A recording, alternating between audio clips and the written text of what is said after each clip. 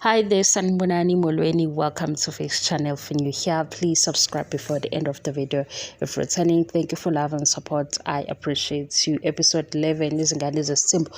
Uyafika ke uVicky. Guys, my uVicky ewalker no Vuyo bengena uthi uTirelo uyababona laba bafikayo ukuthi beze ngeagenda kodwa uVicky akamazi. Yo, wait guys, shuthi mina kumele nginenzele amavidiyo ayibe maningana ngimkhombisa ukuthi kukangaki besho izinto beyiphikisa. uTirelo uthi akamazi uVicky kodwa futhi yena la usekhuluma ngathi uVicky uyamazi. Alright, siqhubeke. Bebona uVicky noVuyo uthi uSibindi kuTirelo akasuke ezohlala eduze kwakhe, uyambonisa yini kahle.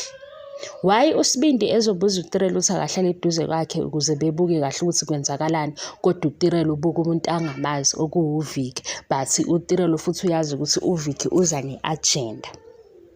Useyabuza kuLandla ukuthi kanti kwenzakalani ngoba bayabona ukuthi shuthi khona into eyenzakalayo noMpilo uyosho ukuthi uVuyo ke khona into ayiphekayo because uVuyo uqale waduka mase behleli besho ukuthi abapheleli balinde uVuyo la ezofika khona noVicky. Yazi ukuthi yini ke guys ehlekisayo engahlekisi, uVicky ube unumber 3. Kwenzakalani empilweni kaMpumelelo? uVicky kuzovela la ukuthi uyena unumber 3. Ukuze-ke ngingazi ukunidida kakhulu, ngizolobu ngenza amavidiyo amafishane kanje ukuze sizokwazi ukuhlala entweni eyodwa evelile.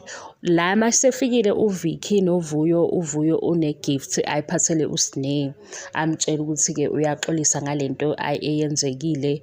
Angise ngiyakhumbula ku-episode 10. Ku-episode 10 ama-siblings abe-blame uSneh ukuthi ufake imibuzo eminingi kuVuyo, yingakho uVuyo esekhala. So uthi-ke uVuyo kuSneh, ungayeki ukukhuluma nami ngeke ukukhuluma nawe ngoba ngisakuthanda.